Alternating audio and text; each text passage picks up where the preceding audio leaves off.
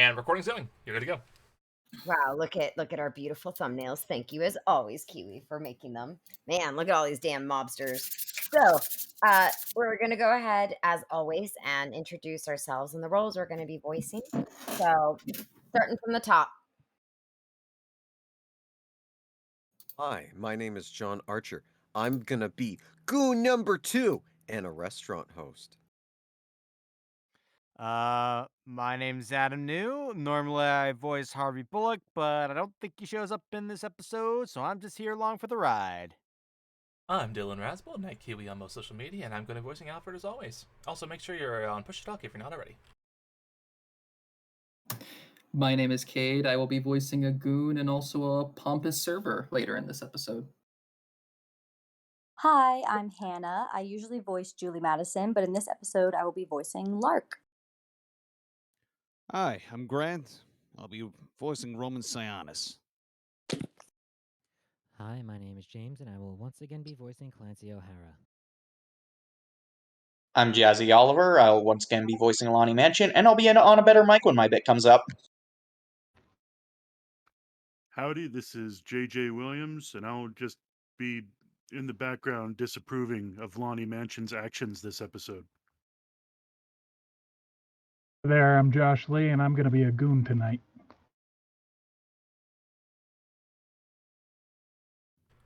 Lucia, you can't be late to introducing yourself in your own show. And you have a voice. Sorry, actors were asking me questions. Okay, all right, Lucia right. stepped up and took credit for being late. Oh gosh. So my name is Lucia Lobosvia. I wrote the scripts, and for the first time in months, I'm going to be back to actually performing for you guys. I'm going to be Catwoman tonight. I'm Mickey, your Sassmaster Mickey again, and I will be voicing Ren in this episode. Hello, I'm still Carl, and I'm still Bruce. Hello, I'm Ron, and I'll be voicing Carmine Falcone. Hi, I'm Sam, and I'll be a jerk prison guard. Hi, I'm Sophie, and this is the episode where I actually appear as Gertrude O'Hara.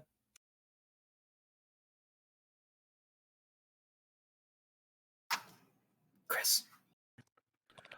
I'm I was gonna say, is it Christopher me Sword of again? Destiny Am I Johnson. also late? Sorry, go ahead. Yeah. I'm Christopher Sword of Destiny Johnson. I forgot my middle name. Oh well. And I will be narrating tonight with no middle name. Hi, I'm Cloudy, and I'll be voicing Lee this episode. Hello, I'm Tick, and I'll be voicing Oswald Cobblepot tonight. I am Kudo, and I'll be voicing Ed again tonight. Would you say you're taking credit for voicing Ed? I think we could say that.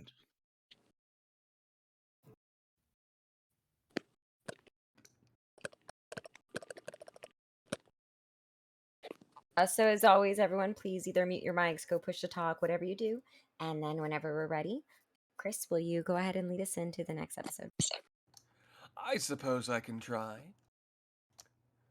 And thus begins Batman Athenaeum. Whatever we're calling it. Episode 16, All in a Name, by Lucia Lobosvia, based on the works of Bill Finger and Bob Kane. Interior, the final offer, Penguin's office, time unknown. Cobblepot sits at his desk. Someone is in front of him, but he's obscured, so we do not see who it is. Penguin lights a cigar and takes a few puffs, blowing smoke everywhere. On one side of him sits Lark, tending to his every need and whim. Off to the side, Ren walks around with a clipboard, doing inventory. So you saw fit to come to me first. I'm flattered, I am. It's like you were me own baby bird. Unfortunately for you, I'm the sort that believes in shoving them out the nest. See if they soar or die. Either way, my job's done. Cobblepot takes another puff, then suddenly looks up as he sees his guest heading out. Oi, wait! Don't you leave just yet. I didn't say I wouldn't help you out. I ain't gonna corner you with money or weapons, but what I will give you is the most valuable thing I got on my arsenal. Look, what is it the old kitties used to say? Oh. Knowledge is power. You right, you all Ren. 10 points to your mother for properly educating you. Yes, knowledge is power. And if you want to make it here in Gotham, there's 2 names you gotta know. Carmine Falcone and um Sal Maroni? Oh, blimey. You're 0 for 2, look. Botch me a drink. I can't stand the sound of your voice right now. Lark gets up and goes. What about you, clever girl? Oswald Cobblepot. Oh, respectable. Ah, guess. But no. Now, listen close. Because I ain't gonna repeat myself. The first name you need to know is Rex Calabrese. Cobblepot blows out smoke, obscuring our vision. Interior, O'Hara House. Kitchen, dining area. Morning. Clancy enters, shrugging off his coat at the entrance, exhausted. Clancy, is that you? Come now, before your breakfast gets cold. Faith, be, Gertie, I'm exhausted. Out all night and no sign of Lonnie Mansion or any of his co-conspirators that sprung him. He turns around to see Gertrude at the table with Ed, enjoying breakfast. Clancy walks over, surprised. Oh, what's all this then? You finally managed to tame a shrew. Didn't think I'd ever see you enjoying a civilized breakfast at the table with other people, Edward. Don't embarrass him, Clancy. He stayed with me all day after that dreadful terrorist escaped your custody. I was worried sick for you. I don't think I would have made it through the night without Edward's company. Clancy sits at his seat, baffled. A date with a beautiful woman. You meant me wife. I didn't say it was romantic. That was your assumption. Always with your word games and riddles, boy. You could have just told me you were heading home. I didn't go home. I came here. An awkward beat. Aha. I see that's what you're implying. That's generous of you, but I'm afraid I must be off. Ed stands, wiping his mouth with a napkin. I really do have a date with a beautiful woman, and I can't miss it. Really? Who is she? Don't crowd the boy, Gertie. He's only gonna tell you some puzzle response anyway. Ed smiles knowingly and grabs his messenger bag. He pauses, opening it up to take out Barbara's copy of The Hobbit. He offers it to Gertie. Gertrude, could I trouble you to safeguard this for me? It's a very valuable book. I'm holding on to it for a friend for the foreseeable future. I need it preserved, and I can think of no one I trust more. Gertrude is all smiles as she takes the book carefully. Oh, Edward. Of course I will. I can't tell you how happy it makes me to hear you trust me. You are in some rare mood today, Ed. Maybe you really do have a date. No chance you'll slip us a name? If you'll excuse me. Ed exits. Clancy and Gertrude look at each other in confusion, but shrug, pleased. Interior, O'Hara House. Driveway. Ed gets in his car, wiping down the steering wheel and dash with disinfectant wipes, using hand sanitizer on his hands, and checks his mirrors obsessively. You see, that's the thing about names. They got a power of their own.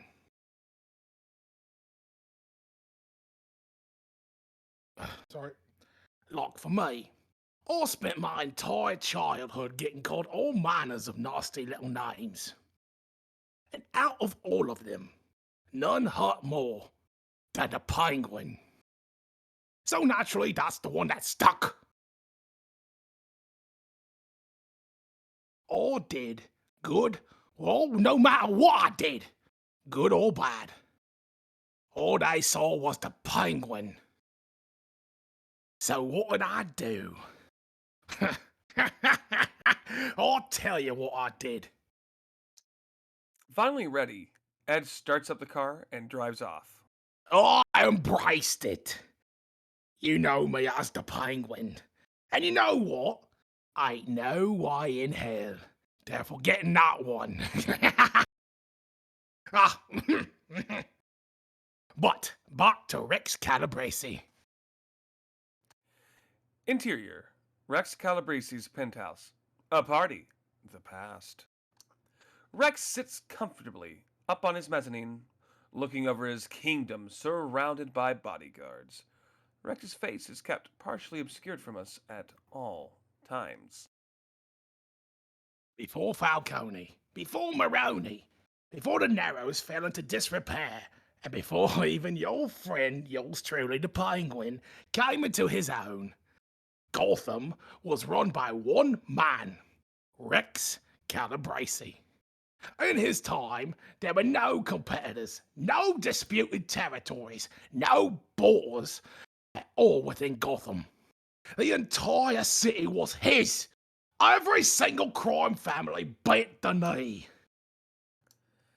Several crime families come and make offerings to Rex, who raises his hand when he's pleased. The families are then ushered back to the party. He ruled like a king of this urban jungle. That's why they called him the Lion. A family comes forward that has displeased him. Rex frowns and snaps his fingers. His men usher the family away into another room. They scream for mercy. Rex is unmoved. Well, that and his pension for the blood of his enemies. Rex stands, moving outside to his gardens. Exterior, Rex Calabrese's penthouse, garden. Rex looks over his roses, caressing one. But Calabrese was a man of mercy, and sophistication as well. It tickles me pink that the symbol you kids use nowadays is a red rose. You don't even know what it means, do you? Calabrese knew. Rex gently clips one of his roses and tucks it into his lapel pocket. It's the symbol of the 13 socialist women who opposed Franco's fascist regime in Spain. The 13 roses, they called them. Interior, the final offer, Penguin's office, time unknown. Cobblepot turns to Ren. You say that in Espanol, love? Las tres rosas. Pretty. Oh, it is, like. You see, symbols are just another form of a name, an identifier. And like names, they hold power. Interior, Rex Calabrese's penthouse. A lonely morning, the past. Rex enters his house, alone. Trouble is, that power can be harnessed by your enemies too, if you let them in too close. He's shot several times and collapses at the entrance, bleeding out. A younger man walks over, bending down to snatch the rose off of Calabrese's lapel. His name was Carmine Falcone, Rex's own prodigy. Rex let that kid in too. Rex let that kid in too close. Didn't see the noose around his neck tying around his own. Falcone puts the rose in his lapel now. See, Calabrese is an Italian name, and the lion was half Italian. The other half, Spaniard. He made no secret of it.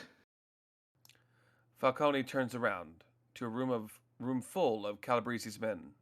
It was rather elegant, really.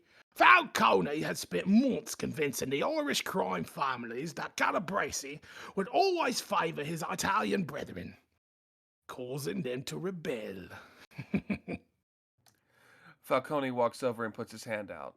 Someone takes the gun from him and gives him a glass of champagne instead. In order to regain their trust, Calabrese had given the Irish families plenty of favour. Only for Falcone to turn around and tell the Italian crime families that this was proof that Calabrese had no fealty to his Italian heritage. And foremost, a Spaniard with no loyalties. Falcone raises his glass. Veni, vidi, vici. The mobsters cheer. Hooray! Woo! Hey, we're Yeah. mobsters! Yay! I'm Italian! He Hey, said the remember- thing! Hey, instead of forget We about make it, it the remember it. pasta. Yeah. Why the fuck am I here? Viva l'Italia! As Falcone takes a long gulp of champagne. The crime families were fractured after that. The Irish mob never bent the knee to the Italians again, and the Italians could hardly fire back. They were busy fighting each other. Interior. Carmine Falcone's penthouse. More recently. An older Falcone looks over his kingdom, just as Calabrese once did. In time, Falcone conquered more territory than any other crime family, even his next best competitor, the Maronis. For this, he earned himself the nickname, the Roman. And he leaned on it into it too, helped him with the narrative that he was building of a being of true Italian familia. Falcone stands, displeased, ordering men be taken away. What do you mean, I don't know? I don't pay you for I don't know. I pay you to find who I tell you and kill them. Show 'em what happens to those who bring me I don't know. Falcone collapses into his chair, hand over his face, livid, as gunshots sound in front of him and his former employees collapse, dead. Like I said, names have power. Falcone knew it better than anyone. A name had helped him bring down Calabrese. A name had helped him become the new Dawn of Gotham. But there was one name he feared. Rumors, you see, of an heir. That Calabrese had a secret bastard he had hidden away somewhere. Falcone looks up, over his hand, an exhausted look on his face. Heavy is head that wears the crown, I suppose. Exterior, Blackgate Penitentiary. Parking lot. Ed slams his car door shut abruptly, heading inside. I don't think the secret heir of Calabrese exists, mind you. I ain't never found nothing but a couple of metal or street hookers using it as a pseudonym. Probably Falcone's doing to shame his predecessor. But let's say, hypothetically, that this heir exists and isn't just all paranoia of an old Falcone's part. Interior, Blackgate Penitentiary. Security check-in. Ed goes through all the security measures, putting his bag through the x-ray scanner, walking through the metal detector, having his ID card verified. Whoever this heir was, for there would be no trace. His true name would have to be unknown to the world, including to the heir himself. Ed is led through and led inside. A room at last. Now, wouldn't that be something? Interior, Blackgate Penitentiary. Private visitation room. The door is shut behind Ed. A buzzer goes off as the room locks. Ed is left in a room with a metal table and 2 chairs welded to the floor. The side of the table opposite Ed has a metal bar across it. Ed takes out his disinfectant wipes and starts wiping down his side of the table. Once done, he cleanses his hands with hand sanitizer. The door on the other side of the room buzzes. A guard brings in Selena Kyle, cuffed, holding her by the arm, and sits her down roughly. The guard then loops Selena's cuffs through the metal bar, ensuring she can't get up or attack anyone. I'm watching you, Kyle. Careful with this one. She's cute, but she's trouble. Muted Lucia. Lucia. Selena.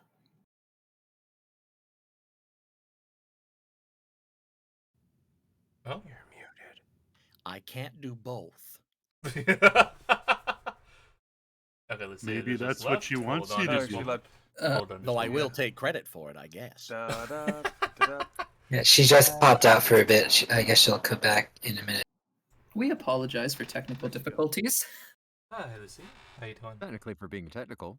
Sorry, my internet died right before it was. Oh, no. And I was trying to get it turned back. I'm sorry. Okay, we got to start all of this over. Yeah. Okay. Sorry. Let's just do the guard over again, and I think we're good. Sorry. I'm watching you, Kyle. Careful with this one. She's cute, but she's trouble. Trevor, please. You're going to make me blush in front of our guest. The guard angrily shoves Selena's face roughly, causing her to nearly slide off the chair. Yeah, I'm not falling for it again. You got 30 minutes. Got it? The guard leaves. The door shuts behind him and buzzes. He seemed a dreadful fellow. I hope you're not hurt, Ms. Kyle. And you are? Edward Nashton. I work with the GCPD. Sorry, I don't talk to cops. You can take me back now. We're done here. I wouldn't bother. I assure you, no one can hear us. The GCPD just keeps hiring them younger and dumber, don't they?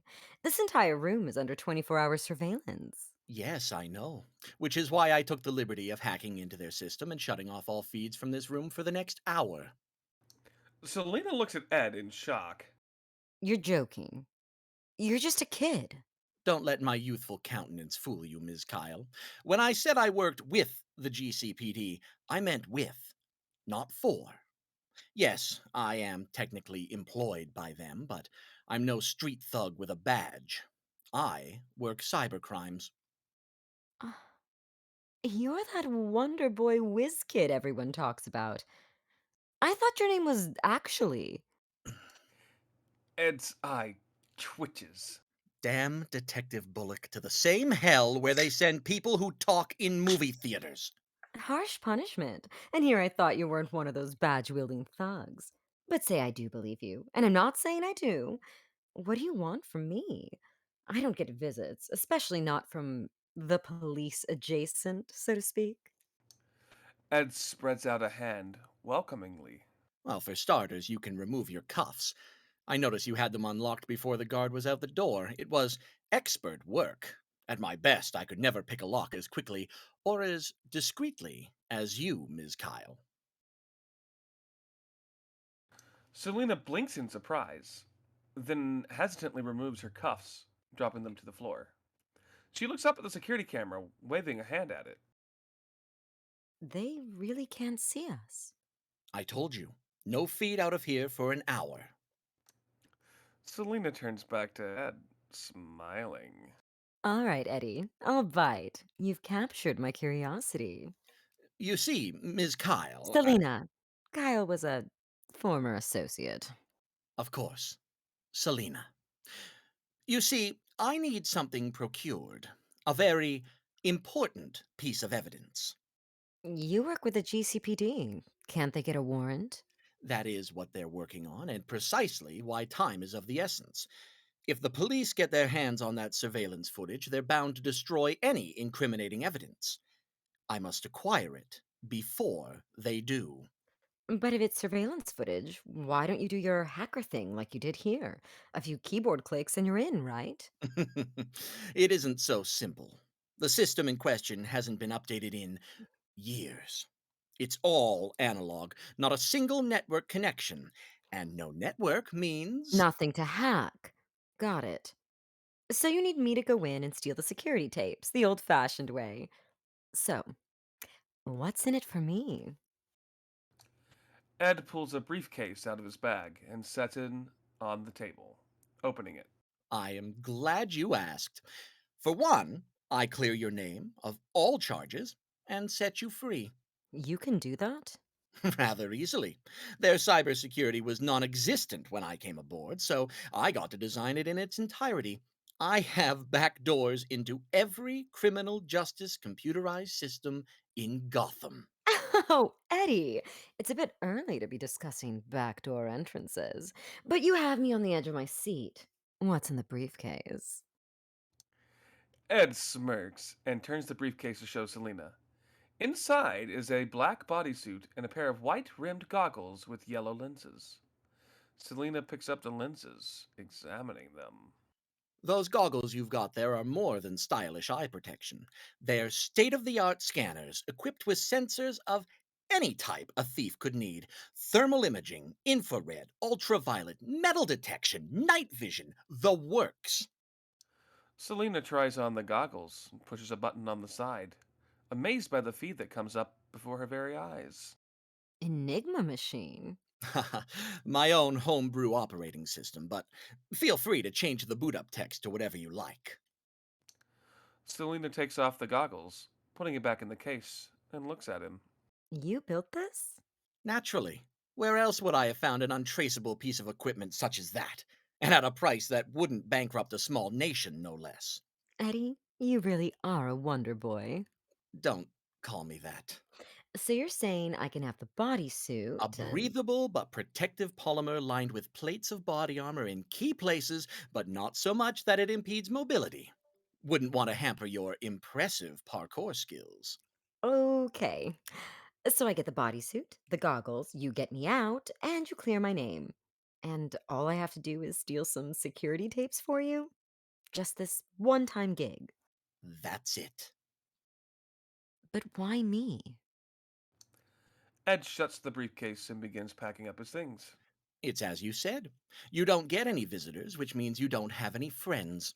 I need someone who is skilled, discreet, and above all, smart. That last qualification proved especially difficult to meet in Gotham. So where's the mark located?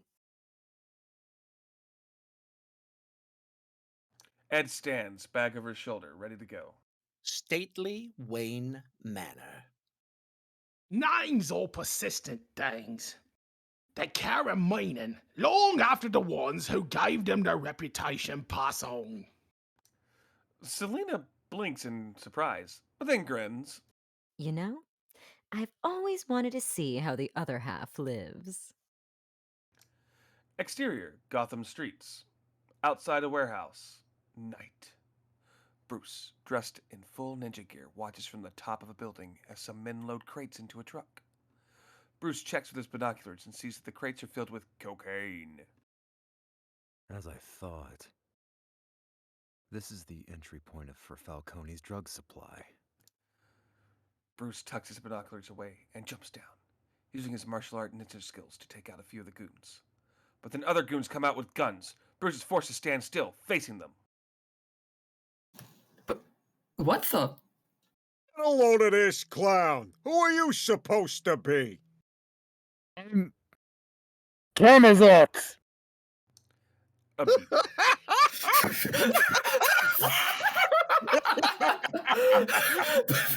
Come on, who the hell's that? Who cares? He's out of his gourd. Waste this loser. The goons open fire. Bruce flips out of harm's way. Beep, beep, beep, and throws shuriken at the men's hand, causing them to drop their guns. Ow! What was that? You kidding me? Was that a ninja star? I don't know what hurts more. My busted gut laughing so hard, or my freaking out. Jesus Christ. Bruce takes out the two goons. What's going on over there? Damn it. Bruce is forced to retreat, scaling the side of a building and hopping onto a moving truck to get away as a crowd of goons with guns come out. There he is! Blast him! Bruce catches a shot to the arm and grimaces in pain, clutching it. Interior, Wayne Manor. Study, night. Alfred patches up Bruce's bullet wound. Let this be a lesson to you. You're lucky you weren't killed. They weren't scared of me. Bruce stands, walking to the window, in thought. That's what you're getting from this? Not that you should desist immediately? Just that your stage name needs workshopping? Bruce looks out into the night, pensively. The right name, at the right time, at the right place can get you in anywhere you need to be. But the wrong name? Well, there's a reason they say dead men tell no tales. Dead names ain't much different. History only remembers the accounts of survivors. Interior, the final offer, Penguin's office. Time unknown. Lark is on the edge of her seat, looking at Cobblepot as he stops to drink of brandy. Even Wren has stopped her work to sit and listen. Oh, didn't quite come through. There were two names. Yeah, can we get Lark again? For some reason, it cut off a little bit. Oh, okay. How mysterious. But you said there were two names. Rex Calabrese and who? Ain't she a doll? Likes a looker with some huge tracts of land, but Wren's got a pretty face. I'm Brains. Cobblepot mimes breasts when he says tracts of land. You're right. I got carried away reminiscing about old Calabrese. The second name you gotta know is an up-and-comer himself, Roman Sionis. Sionis? Where have I heard that name? My makeup. Cut off again. Oh, that's so weird. Okay. No, that's the name on my makeup. Look at that! Locke's got one. Ah, Sionis Cosmetics and Pharmaceuticals. Top of the class, love. Roman Sionis is the heir to Sionis Cosmetics and Pharmaceuticals. Cobblepot raises his glass to take a drink. We focus in on the alcohol swirling in his glass. Interior, Sionis' corporate building, Roman Sionis' top floor office. Sionis is also drinking brandy out of a glass, sitting at his desk. He swivels around in his chair to look out the window behind him at the city below. Now, here's a lesson that'll serve you well. Best learn now before having it taught to you the hard way. Power is not synonymous with money. Sionis' assistant Lee enters, carrying a planner. They come to stand in front of Sionis' desk and adjust their glasses before speaking. I'm sorry, sir. They're all booked up this week, too. Sionis throws his glass at the window in a rage. It shatters, leaving Brandy to run down the window slowly. Sionis stands and whirls on Lee. Ah! I set them office. I tried making reservations months in advance. Who do I gotta fish to get a table at Bamonte's, huh? I'm sorry, sir. I'll call again and see what I can do. You do that. It's what I pay you for. Right away, Mr. Sionis. Lee hurries away, cool as a cucumber. Sionis collapses into his chair, exhaling in furious frustration. You see, Sionis' last living parent had passed away, leaving a tremendous fortune and booming business right in his lap. Unfortunately for our pal Roman, no one took him seriously. He had a reputation for being a playboy lush coasting off his daddy's success. And now that he had the keys to the kingdom, he had more money than he knew what to do with. But he had no power. Sionis stands suddenly, marching to the door and grabbing his coat. He opens the door and yells down the hall at Lee. Lee, forget it. I'm going down there myself. A little bit of initiative, however, and that was all about to change. Sionis storms out the door, slamming it behind him. Exterior, Bamonte's Italian restaurant. Evening. Lee parks the car and gets out to open the door for Sionis. He opens it himself, forcing Lee to jump back. Take it back to the office. I ain't leaving until they give me a table. Yes, sir. Lee gets in the driver's seat and leaves. Sionis storms inside. Interior, Bamonte's Italian restaurant. Entrance. Sionis bursts in and starts yelling at the host. Made quite a scene, he did. Months of pent-up frustration and powerlessness will do that. Eventually, a person just snaps and demands what they feel is owed to them.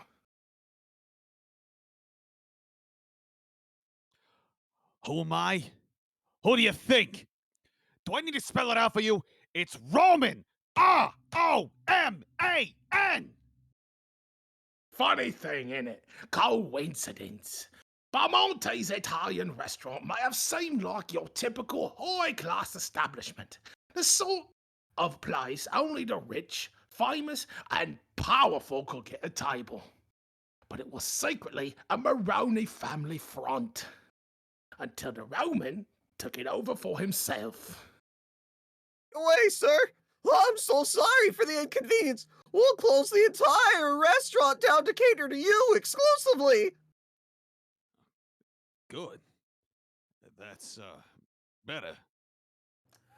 The host rushes off, running over to the staff and saying things to them, frazzled. The staff begins escorting people away from their tables and out the door. You remember, right? That was Carmine's Falcone's nickname, the Roman. See, the host there that night was new. Some distant cousin of no or something, no, I don't care, the Falcone family or something. See, he never met old man Falcone himself. So when he saw a man in a $1,000 suit coming shouting that his name was the Roman, well, you can guess what that poor boy assumed. A server approaches Sionis. Right this way, sir. It's about friggin' time. The server escorts Sionis to a large table in the back. Our sincerest apologies. What can we bring you to improve your evening? Wine? Music? Women? Women? Ah! You really are a five-star establishment. Sionis takes a seat. He immediately is offered a bottle of wine. He looks at the label, baffled. Cabernet Sauvignon. Yeah, sure. Very good, sir. The sommelier pours Sionis a glass of wine. Beautiful women slide into the booth on either side of him, giggling flirtatiously. One of them puts a cigar in his mouth. The other lights it. Sionis throws an arm around each of them, casually. What else you got? Price is no limit. You see, for Roman Sionis, it was the best night of his life. His first taste of actual power. That is, until the Roman whose power he was borrowing decided to drop by and see what the hubbub were about. Falcone enters, hanging his hat at the front door. The host panics as he realizes who this is, following after him. Falcone walks over to Sionis, pointing a cocked gun in his face. The girls scream. What's the idea? Who do you think you are? I'm the owner of this establishment, Carmine Falcone. You may have heard of me.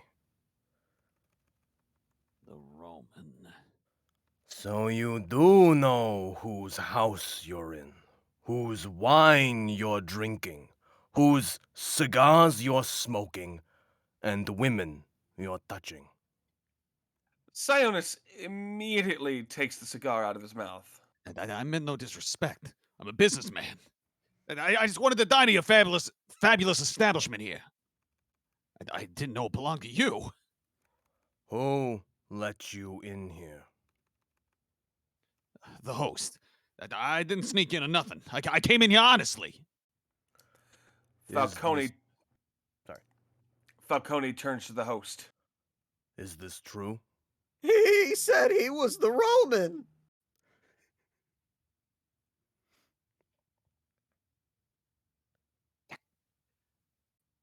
He said he was the Roman. What do you want me to say, huh? It was an honest mistake. It's a misunderstanding. The Roman's my name. Roman Sionis. Falcone looks at Sionis, considering. Then suddenly he starts laughing.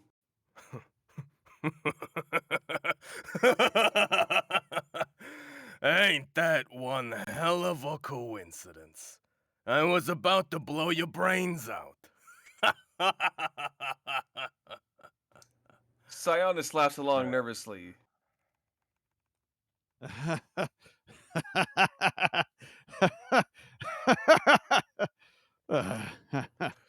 Falcone suddenly points his gun at the host and shoots him dead. Jesus Christ. Everyone stops laughing. Falcone scoots into the booth beside Sionis, nonchalant. Sionis. Why is that familiar? Falcone snaps and points at the host's body. Servers come and, well, they remove the corpse. I own a pharmaceutical business. That's right. You got those ads reminding me to get my prostate checked. Good thing. You could have saved my life for all we know. I sure hope so. Hey, don't bullshit me. I don't like it. Be straight with me. I'll be straight with you. You got it, Mr. Falcone. So, look. I think what we got here ain't no measly coincidence. I think we got ourselves a case of destiny. You think so? See, I got this little problem. You see, I run something of a pharmaceutical business on the side myself. But our suppliers south of the border, not the most reliable or easy to communicate with. Lately, I get the sense they ain't sending me the purest product. And, as I'm sure you know, being a pharmaceutical guy yourself, that's dangerous. Yeah. Your drugs can get people killed. Exactly. Not the best thing for return business. But we ain't exactly the FDA over here. Testing the large amounts of product we're moving is a difficult and expensive process. But you, Romy, you've got yourself labs and equipment all set up to do just that, don't you? Sionis finally unclenches a bit, realizing he may make it out of this alive. You mean you want me to partner with you? It's a generous offer. I'd hope a businessman such as yourself could see the value in such a venture. I'd hate to think you were the ungrateful type, Romy. You see, Sionis wasn't ungrateful. He weren't agreeing just because Falcone still had a gun in his hand, neither. No. Sionis had tasted power. You see, real power. And he liked it. He wanted more of it. And not just more. He wanted all of it. He wanted what Falcone had. You know, Mr. Falcone, I did just purchase that old abandoned steel mill recently. I was thinking of demolishing it to sell the property to land developers. And now that you mention it, I could have it remodeled into a testing facility. We have more than enough equipment. Hell, we got older models collecting dust in stores that still work just fine. Falcone throws an arm around Sionis and grabs his face with the other hand. Molto bene. I like this boy. Mwah. Falcone kissed Sionis' cheek, then lets him go. The servers all cheer! All right. Oh my God, Bring Oh, on one body. Bring us Clean more up wine. Usually that's two $200. bodies. Bring everything. We're celebrating tonight. Drink up, Romy. Sionis smirks, picking up his wine glass and taking a drink.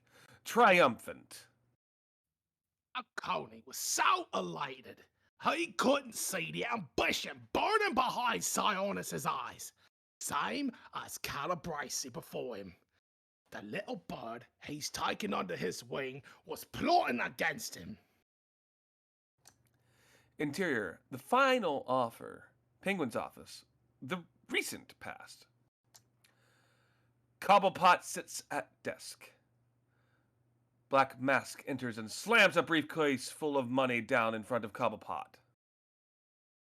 I know, because I seen the look in his eye when he paid me to give the protesters those guns. That be enough? You must be Black Mask. Sure, this'll cover it. Cobblepot gestures, and Lark takes the briefcase away. But I'd like to shake on a deal. Helps keep everyone in the room honest. You got me. I want to look the man in the eye and know he ain't gonna rat me out. Black Mask puts out his gloved hand. Didn't you hear me? The mask don't got ear holes. I want to see your eyes. The mask stays on.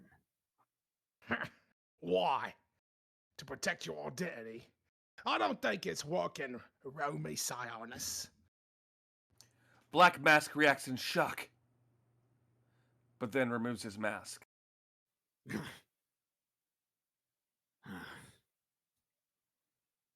How did you know? Please. I know everything that goes on in my city. Which is why I gotta know. Why do you want me to arm some penniless protesters? What's in it for you? There's a non-zero chance Mr. Falcone will need this protest to escalate into a riot. Sure. He don't need weapons like these for a riot. It's an expensive purchase for something so simple as that. And I ain't never known a Falcone to waste a dime. You're right.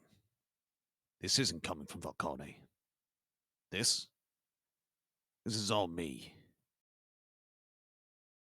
You know? I thought so.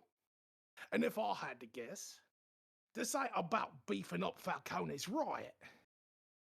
It's about waking the people. You want them angry. You want them armed. Falcone owns the streets, the police, many of the judges, and the people of Gotham know it. You're priming the pump for a little rebellion, aren't you? And who takes the throne once the tyrant is disposed? I figure you want it for yourself. As do you, Sionis. Which puts us at a bit of an odds, don't it? We can burn that bridge when we cross it. For now, we have a common enemy. We have a common goal. And the enemy of my enemy Is my friend. Gutsy Sionis. I like it. I like it a lot. All right. You got yourself a deal.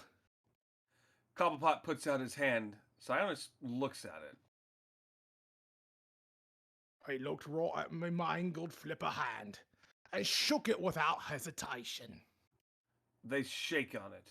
And in his eyes, I saw the same hunger I see in my own reflection every day. Exterior, a cafe. Morning. Ed sits at an outdoor table in front of a cafe, drinking a coffee. He checks the time. What is taking her so long? Selena comes over and sits across from him, wearing a sleek summer dress, gloves, and a headscarf, and large shades. She looks like a Hollywood starlet. Sorry for the wait, Eddie. I ran into an unexpected snag. A snag? What snag? We can't afford any unplanned snags. Selena casually removes her gloves, sunglasses, and scarf, getting comfortable. Shh, lower your voice. I'll explain. It's a common misconception that late night is always the best time to steal. This may hold true for a business or a bank, but for a residence, that's practically a guarantee that someone will be home, asleep or otherwise. During the day, however, most people are out at work, leaving their homes unattended. Yeah, so what happened? Imagine my surprise. Bruce Wayne was not only at home, he was in bed asleep. What do I care about the party boy lifestyle of Bruce Wayne? Did you get the tapes or not? Selena rolls her eyes, but pulls a tape out of her clutch, handing it to Ed. Tape. There's only one for the night of the riot. You're lucky they hadn't taped over it yet. Ed grabs the tape. Ed grabs the tape and instantly tucks it away in his bag. And what of Bruce Wayne? Don't worry, he didn't see me. No one did. I expected there to be maids and cooks and groundskeepers to dodge, but no. Just one lonely butler. The manor was a ghost town. No hungover party guests, or empty bottles of booze, or piles of cocaine, or anything. It was really rather dull. Well, maybe he was out partying at someone else's estate then, or at a club. Maybe so. But you know what I did see? Interior, Wayne Manor, study. Earlier that day, Selena sneaks around in her full black bodysuit and goggles. Her headgear is rounded, no cat ears yet. She pauses by the study and wanders inside, looking at the portrait over the fireplace. A family portrait, hanging above the fireplace. His parents, and him, as a small child. Tragic, what happened to them. She moves closer and delicately touches the portrait. Alfred, were you in my room? I thought I... Selena quickly opens a locked window and escapes out of it, shutting the windows behind her. Interior, a cafe. Morning, present. Selena looks wistful. Ed looks unimpressed. He was so young. Did he know he witnessed the whole thing? I didn't, and I don't care. Honestly, I didn't expect you to be so sentimental. Ed digs through his bag and pulls out a file, handing it to Selena. Selena opens it, flipping through. As we agreed, a clean slate. I moved all your criminal records from your current name to your maiden name and unlinked them. Breaking and entering, theft, prostitution? I've never... You didn't seem the type. Perhaps a case of mistaken identity. Or that creep Ojo sold my name off to some pimp. I can't believe this. Well, it's not your problem now. As far as your records are concerned, you are now and have always been Selena Kyle, a woman who has never had so much as a parking ticket. I'm glad we could come to a mutually beneficial end. Ed stands to go. Selena grabs his arm. No, this is unacceptable. I need my old name back. My real name. dump all these convictions onto Kyle and give me back. I'm sorry, Ms. Kyle, but that's quite impossible. This was the most elegant solution. Changing it back now would be unwieldy and surely bring undue scrutiny from the feds. If you have a problem with whoever's using your old name, all the information I have on them is in that file. You're free to sort that out on your own time. Now, as our business is concluded, I bid you adieu. Ed shakes her off and leaves. Selena sits there, fuming, looking at the file. There's a mugshot of a young blonde woman using the name Selena Calabrese. A Roman Black Mask, the Penguin. It's like I said, names have power. But you know all about that, don't you, Lonnie? That's why you changed yours. But that was before the federal charges.